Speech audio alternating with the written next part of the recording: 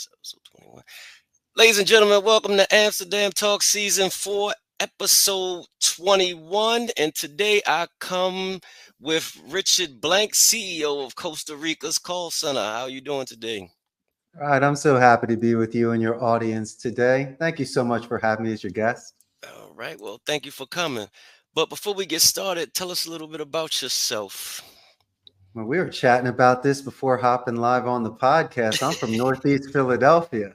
So we were talking about food and sports, but that was a long shot. I decided to take my favorite class in high school and roll the dice. And so currently, right now, I'm in Costa Rica and I'm the owner of a call center. Okay. So, when I got your information, it said you got past a lot of family guilt and social pressure to live the life you wanted to live. Oh, yeah. So you want to, you don't have to touch everything. I mean, you just give us a little brief information on that. Of course, I will. I think all of us have walked in those steps. It's like this. Every family has certain expectations. All we want to do is make people proud. Hmm. But sometimes they will put you in some sort of scholastic path, Hmm. which you want to do or you maybe can't do. So I was under an enormous amount of pressure to go to Harvard Law, Columbia Business, and Washington Lee University. I didn't have those grades. All Ivy But League schools. oh my God, of course, I didn't even know about them unless people went there. And so um, a lot of my friends that did graduate Abington High School, the proud Abington, they did go on to Ivy League and other amazing schools. And hey, I didn't really have a direction back in the day. I was just having some fun, and I'm young, and these are lifelong decisions. Hmm. And so, really, for what made it for me was the dedicated practice. I wasn't the best student, but I know that I did above and beyond in Spanish. So when I was reading books, watching movies, and finding very cute girls to talk to in Spanish, I knew that something was happening. But the goal was convincing my parents Hmm. because A, I didn't have the grades. And actually, I left a private school, Germantown Academy, before going to Abington. So that Hmm. was a huge disappointment in seventh grade. Yeah, man, it wasn't easy growing up. I was trying to find my way. And I didn't Hmm. like the conformity of certain private schools as much as the education was incredible. It's only 60 kids and everyone lived yonder. So it's Right. not like your neighborhood where you hop on a bike and there's 15 guys to play capture the flag or Nerf football in the snow. Correct. And it was tough. And so maybe sometimes the only way to do something was to bite your own arm off. So I had to almost fail out of a school to be able to get a chance to go to public school. Mm. And then in this public school, I had more options in regards to friends and ideas. And one of them was the language capacity. I was the only one. All my friends were going to law school, medical school, and studying architecture and engineering. They couldn't relate, but they said, Mm. go, Richard, go. And so with my parents, I said, listen, if I'm going to invest 4 years of my life, let me do it with something I love where you'll know I'll go the distance. I'll put in the time, like the gym. Right. You know what I mean? You don't bench 265 unless you start working out, you know? Correct. And for me, it was important to also give him some guilt. Listen, great grandpa came from Romania at the turn of the 20th and he couldn't speak English. Hmm. So it just skipped a generation or two, and people fear the things they don't understand. And you should never take the light out of somebody that has a spark and a dream, a realistic dream, something that they're building themselves. Hmm. It just wasn't a parlor trick, Rod. And I just wasn't, juggling three balls. I could bite the apple. Okay. I was getting this reinforcement from the Latino community saying, Richard, you got something going. Let me add a little bit to it and give you some momentum. And damn it, I took it. And Mm. so I wanted to go to the University of Arizona for their language program. Thought it was amazing. Plus, I wanted to live abroad for a year and, test the waters. Hmm. Responsibly, in-state tuition was very inexpensive in Arizona during the 90s. And so I was not dropping a lot of dough to go to school. And living in Tucson was very cheap. That was a lot of fun. Okay. And so I was being somewhat responsible. And at least I was going to make myself marketable. Hmm. And the naysayers and the great believers are the ones that don't want you to throw up on a roller coaster. But unless you get on there and you do the loop-de-loops, you're never going to know how to live. Especially if you wait and get in the first cart. That's even better. I'm willing to let 2 or 3 people pass me so I can sit in the front row. And that's drinking life.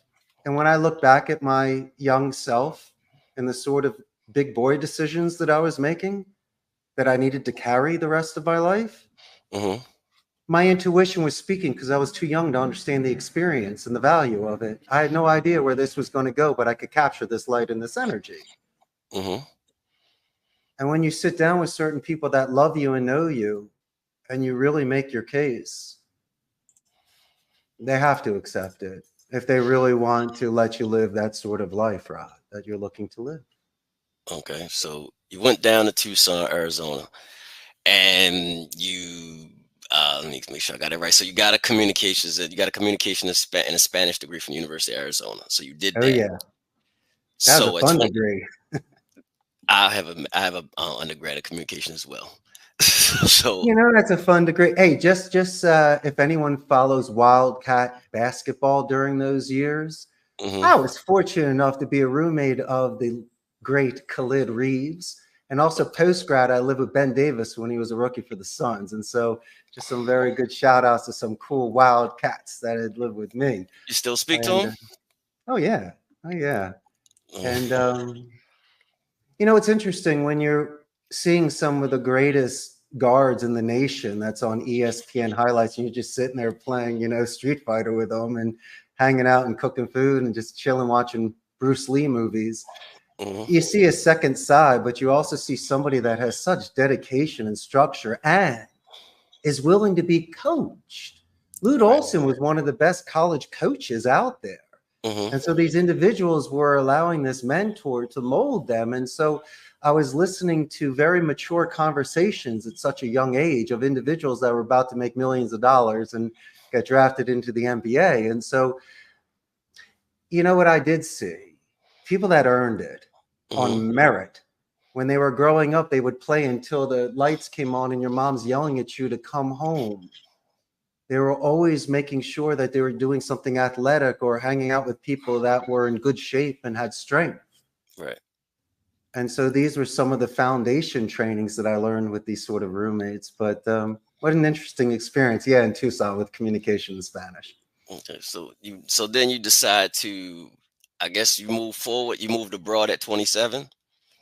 Had a one in a million opportunity, but it was built on momentum. Post grad, I did work for a telecom company selling in the Latino marketplace and Mhm. also for the importers of Corona. So I was using my Spanish with my jobs, but you know, it was kind of like a circle. Really wasn't going anywhere. And then a friend of mine owned a call center here. My cousin Joe said, "Why don't you come to Costa Rica and hang out for 2 months and take a time out?" Mhm. Well, guess what happened, my man? When I walked off that plane, it's like Gilligan's Island. I was in Never came back. paradise. Are you You never kidding? came back. I- Every day felt like a Saturday, and I only had 60 days. So I stayed Right. up late, woke up early, and lived my life. Mm. But here's the skins. I fell in love. I really Okay. did. I fell in love with a Central American exotic princess. And so Mm. there was another big step of convincing individuals that I was going to stay and follow my dreams here. And so, fortunately, a friend of mine allowed me to work with them for a number of years where I learned the business from the inside out, not at sea level. I Mhm. got a chance to acclimate myself in Central America Mhm. and find my groove. And I've been here for 24 years already, business in 16 years. Okay. So you being an expat, what's like the difference? From coming from America, well, from Philadelphia to Arizona, now to Costa Rica. Like, what are the pros and cons? The difference from living in Central America to North America? Now, there's a lot more potholes in the road, and you have to have patience with long lines. Things are closed on Sundays and might not have the drink that you're looking for in the store. Got to have Mm. that patience. But on Okay. the flip side, the things that you grew up with that were important to you really don't matter here. So you got to be on your toes again. You start from scratch. You're a freshman, Mhm. and you get to see your depth and essence as an adult to see what you're capable of doing. Now, there was absolutely no way that I was going to come live here without some sort of grasp of Spanish. Right. Thankfully, I was at an advanced level. So that made it easier for me. But I tell you what, it's fun living like James Bond for a day, where Mhm. you're at another place and everything's new and you're speaking languages and, you know, exchanging money and just Mhm. living and seeing and figuring it out. And it keeps you sharp and it's fun. It's a game. Mhm. And if you're doing this as an adult where you're responsible and you're cautious and you're observant, it's even that much better. And Correct. I tell you what, sometimes people need a break or they need to step outside of their comfort zones in order to grow. Mm-hmm.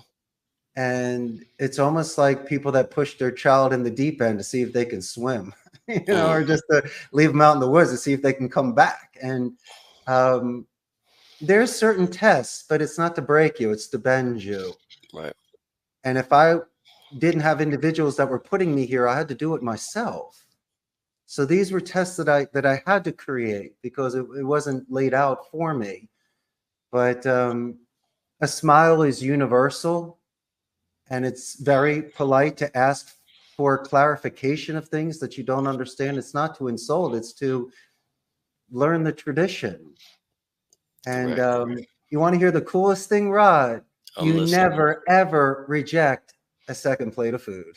And you're always going to get fed wherever you go.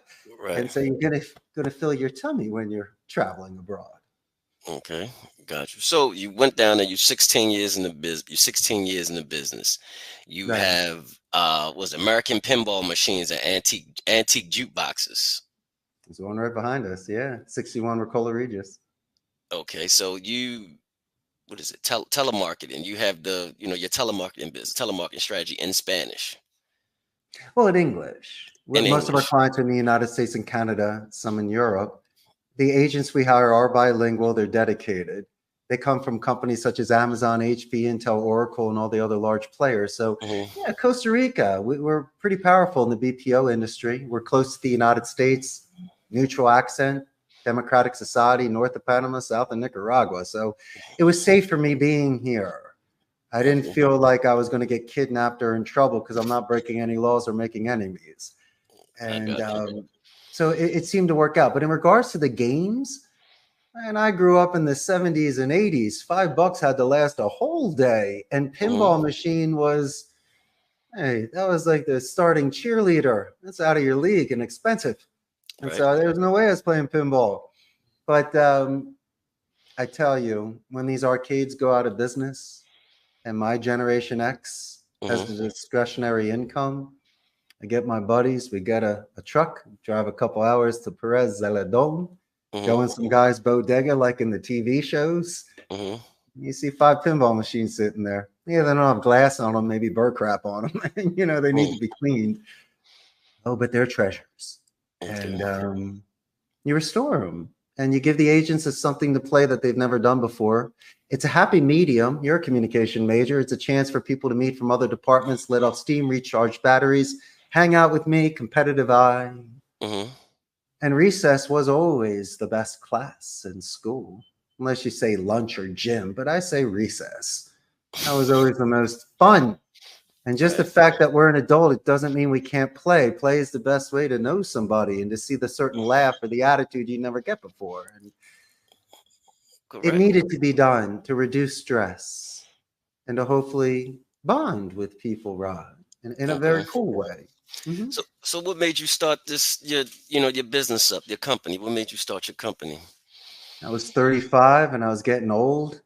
And I was trying, when I left my friend's company, I did make phone call for my family real estate business in the United States. Mm-hmm. And then the market fell out.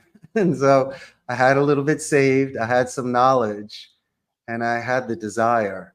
And one of my friends says, "Hey, Ricardo, why don't you just start a call center?" And I said, "How in God's name am I going to do this? Mm-hmm. How are you going to get to that level?" And so the first thing I was taught was to slow down, calm down.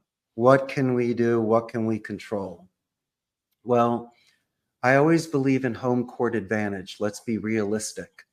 And so someone needed to have space that I could rent a section of, like an internet cafe. So Mm-hmm. there was a blended call center where I could rent a turnkey station for premium, but Mm-hmm. I could scale accordingly. And they're responsible for the internet and the rent and everything. I can come and go like a plane seat. So, okay, that's a good start. And secondly, you create the website and everything. But I did that conservatively for about 2 years until I built up enough capital and I had clients. And Mm-hmm. then I rented space. And what I did there was I bought used equipment and used furniture, but I also needed to hire a CTO because I'm Mm-hmm. not going to Cisco. I need an accountant. They know the labor laws and they know they got to do my books. I Mm-hmm. need an attorney just to make sure everything is prim and proper. An Mm-hmm. HR director, of course. Head of security, of course. Anybody else you want for the A team? We already got Face and Murdoch and VA. I mean, come on. I can always hire people that have this expertise. And Mm-hmm. so I have my branches and especially my roots. So Right. they're the ones that are doing it right. Let me be the guy in the front line carrying the ball. I got some serious defense behind me. Mm. And I realized that when you distribute certain weight, the canoe gets easier to carry. You Right. might not even have to carry it at all if it's not even your department. Mm-hmm. And so I had to let go because if I tried to 1 minute control the server room that's behind me on that wall right there, you're out of your mind. I do more Mm-hmm. damage than good. And so it's very liberating Mm-hmm. to know that you can delegate, hire people, promote, and also grow a company just by bringing in the right people. And so I was able to get that sort of skeleton structure right Mm-hmm. in order to sustain my foundation so I could grow from there. And did it look easy? No, it took time. Mm-hmm. But if you find the right people in the beginning, then it makes it much easier for you. And I was very fortunate in certain areas that way, my friend. I don't think that I wore all hats. I definitely needed to hire a team around me that were specialists. Okay. So you have 150 employees. Yeah, How do you keep them motivated? of course. First, you got to pay them on time. You got to be And then. responsible. How about this? Because I can always compete with the other centers, but what can you and I do that's raw and old school? Mm-hmm. I like walking roads. There's two types of people. If you're not doing your job, you don't want me there. But if you're ripping it and closing deals, you definitely want me there. You definitely want the coach to see you, put you in better plays, make more money. Mm-hmm. And so I'm walking so I can share that electromagnetic energy because if Billy is ripping it, I'm going to high five him. Right. Joey's closing the deal, thumbs up, and I'm proud of you. And so that's the sort of leader that I was. I definitely knew your name. And I'm going to remember certain things about you. So when your mother shows up, I'm going to tell them how great you are. I'm also going to make you more self reliant and self confident. Mm-hmm. Why? Because if I can give you any sort of value added benefit apart from what Amazon, HP, Intel, and Oracle can give you, I can Mm-hmm. keep you. Right. Because how do we compete against the Goliaths?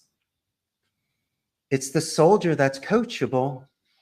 It's the one where we can call the balls and the strikes. Mm-hmm.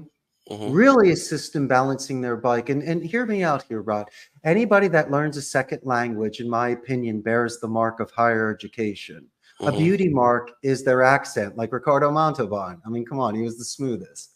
And Mm-hmm. so I don't want them to feel insecure like that. I want them to feel bold and brave. Right. What I'm capable of doing, just like yourself, we're masters of English. It's our native tongue. So it's Mm-hmm. our responsibility to not only correct their grammar, but to make their vocabulary and their rhetoric more diplomatic and strategic. So we open up the thesaurus.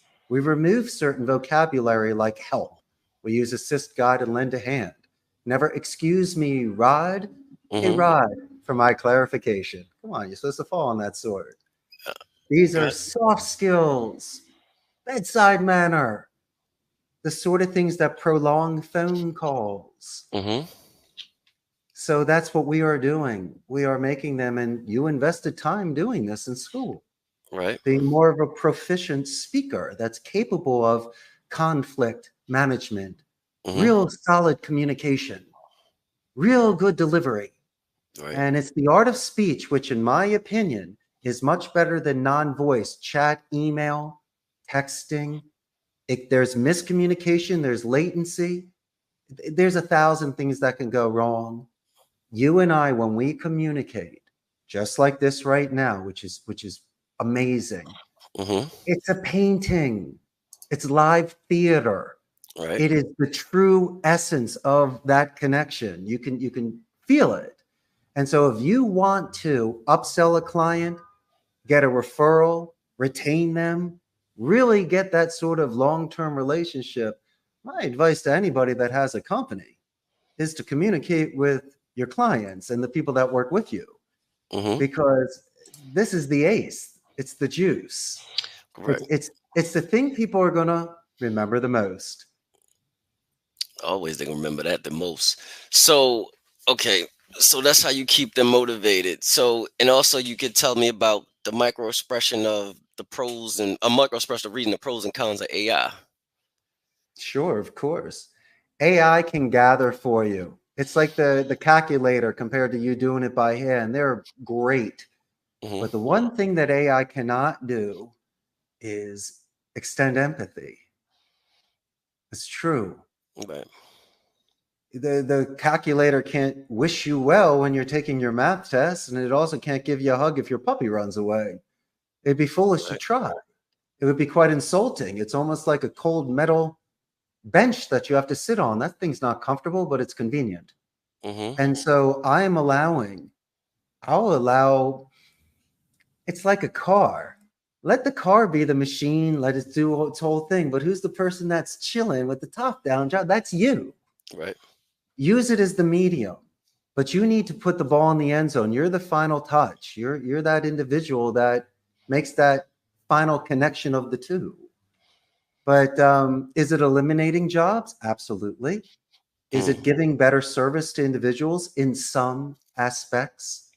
Yes. Mm-hmm. And I'm willing to accept that. But there will always be somebody, and you and I both know this, that press zero and they're willing to wait in a queue, or they're willing to pay an extra $10 service fee Mm-hmm. or whatever.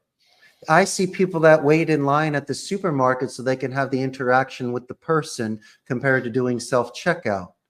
There's some people that like that experience, and that's why they go to that store, or they've known Betty for 15 years and it's part of their routine. Mm-hmm. And the less that we do those sort of human interactions, the more alone we're going to feel. It's quite the shame, because when you look at old movies from the 60s and 70s, no Mm-hmm. one's looking down unless they're reading a newspaper or book or something. Everyone's looking around and seeing what's happening in the scene, Right. comment on it, participate in it, get involved. Today, it's almost like the movie The Breakfast Club. It would have never existed. They all would have been on their phones the whole time. Poor John Mm. Hughes. And when I walk downstairs and I'm in the lunchroom, you'll have the tables of 4 or 5 people sitting together, and each one of them is watching something differently. Mm-hmm. And as much as I tease about it and break their back and talk about what it was like in the 80s, and they're like, okay, grandpa, Mm. whatever. I'm like, you're right. I'll just go play some pinball and leave you alone. And it's sad, Mm-hmm. because there was nothing better that you get that knock on the door, the doorbell ringing, and you'd run there, and it's your buddy that wants to go ride bikes or climb trees with you. And so um, those are the memories, my friend. And I'm trying to still instill that with the people today. Gotcha. I definitely have you for that one. Um, Yeah. I get ready to say I forgot what I was getting ready to say. Because you threw me off when you said You're you going to just say, go go play Eagle. pinball. I'm not going to say that, but but now you Ah, threw me off when you said you would go play pinball. So with the telemarketing service, what do you guys push? What do you guys sell, or what are you that's a gaming? great question. Well, I'm sure you've watched Hollywood, The Wolf of Wall Street, Boiler Room, and Glengarry Glen Ross. And so Hmm. there are 5 things I do not do here. I don't do sports books, casinos, stocks, pharmacies, or sweepstakes. Okay. Why? Well, it's a very strict Catholic country. You can earn your dollar 1,000 ways. I just Hmm. want to make sure these kids can go home and tell their parents what they do for a living. And I don't know. There's plenty of business out there. In fact, it's kind of funny because I get phone calls all the time, and it's Hmm. my wheelhouse. So I allow people to pitch, and they throw ideas out there. Most of them are performance based. When they want Hmm. me to write the script, use my list, and make calls for them. But on the flip side, they throw ideas by me, and some of them are gray area. Some just make 0 sense. But some of them are like a budding flower. They got it. Hmm. It's a real estate company, an insurance agent, travel agency. I don't know. but it's a 1 or 2 man show, and they want to build their company. They just don't have so much time in the day or the efforts. So we talk about their script. We talk about their rebuttals. Do they Mhm. have email templates, voicemail templates? What's their website like? LinkedIn profile? What's their communication? Can we do hot lead transfers? I ask you 1,000 questions to see if you're willing to be Division 1 and be in the game Mhm. and really triple your contact ratio. Doesn't mean you can close them, but I'm going to put more pitches across the plate for you. And I can sometimes even tee it up. And with these increased soft skills that we spoke about, then I'm going to get some positive escalations where I'm going to tell you how great your secretary was, Betty. I'm going to do Mhm. it verbally to her and in writing. So when you call the company back, tell Betty that Richard says hi. It's a great way to start. And these are the sort of things that we do, including military alphabet. Why? Mhm. Because a lot of people have served. Emails don't bounce back.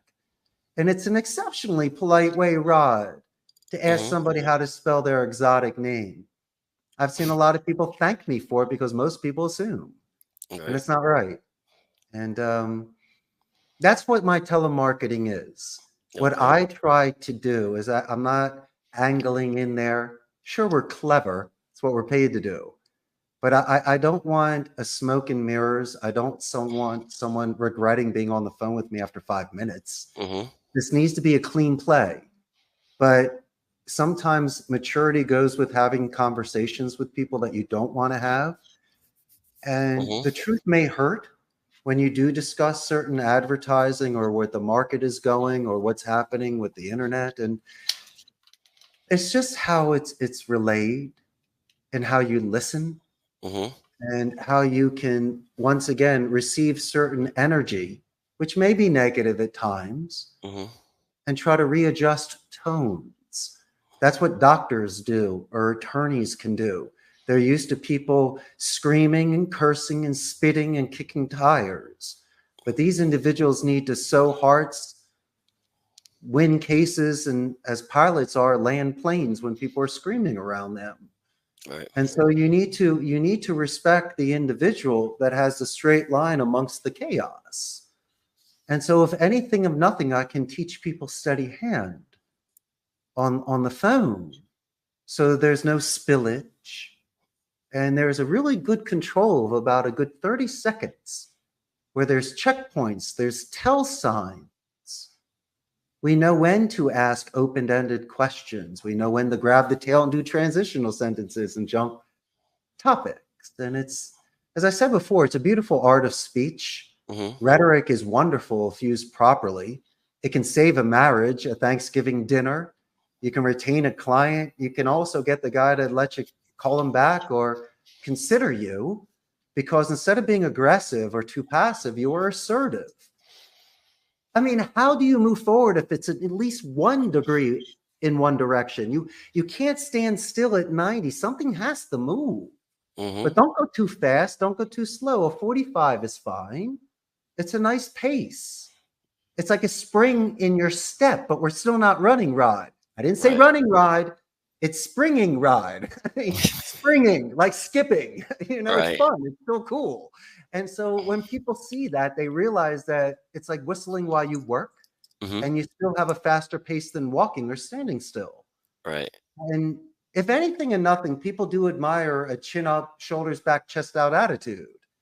And it's not bragging. It's not even being, where you're feeling superior. But there's nothing wrong. There's really nothing wrong with having a solid back and strong legs Mhm. and willing to take and to give. And I think people admire a strong stance. And so, if you're willing to, at least in 30 seconds to a minute, properly present yourself, regardless of the outcome, you Mhm. can do that 1 to 300 times a day and Right. play a beautiful game of building a pipeline and growing a business. That, Rod, is the secret to success. And it's so simple once implemented. Oh. Oh.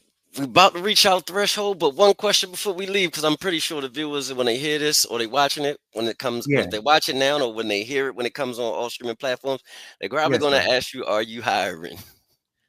Am I hiring? Yeah, they're probably going to ask, are you hiring? I'm always hiring. You guys just come on down here to Costa Rica. I'll definitely put you on the phone. Oh, Yeah, I thought it 100%. might have been remote, that you could have did it remote. Oh, well, how about this? I at least got to meet you. And then if you're great on the phone, then I'll fly you down here. But yes, we're always hiring. And so, but even if you don't have the experience, that's even better because it's raw. You have no bad habits. It's Hmm. like a squire to a knight. We love training people that have that sort of vigor. And my only suggestion for anybody, doesn't have to be a telemarketer, is we have this technology to record yourself speaking. Hmm. If most people don't like how they sound, that's all you got. And it's Right. like the mirror of the voice. So you see how nice Rod's beard is? Without a mirror, it would not be tapered as such. Right. So we need that sort of self reflection for self improvement. It's the only way. And if you are willing to be coachable, if you're willing to be vulnerable and to see these sort of areas where you can focus, then don't be surprised if you don't get that spring in your step and you look and you sound better. I mean, it's just one area of self-improvement, my friend, that maybe we uncovered today.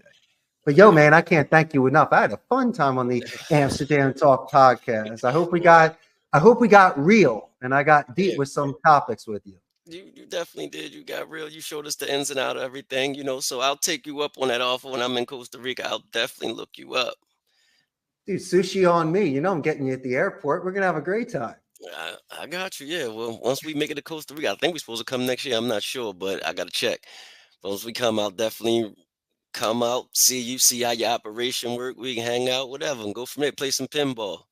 It sounds like a plan, Rod. I can't thank you enough. You and your audience are amazing. And you always bring the best out of us. So All the right. So host. if anybody's looking for Richard, they can find him on Facebook. Was that Business Process Outsourcing Call Center? That's You can right. find him there, LinkedIn, Costa Rica Call Center, and he has his own YouTube channel as well. So next week, same time, same place. We're dealing next week. We have sobriety, a person talking about sobriety next week. So I'll see you next week, 7 p.m. East Coast. Thank you again for Richard for coming through. I'll see you All guys right. next week. And the stream.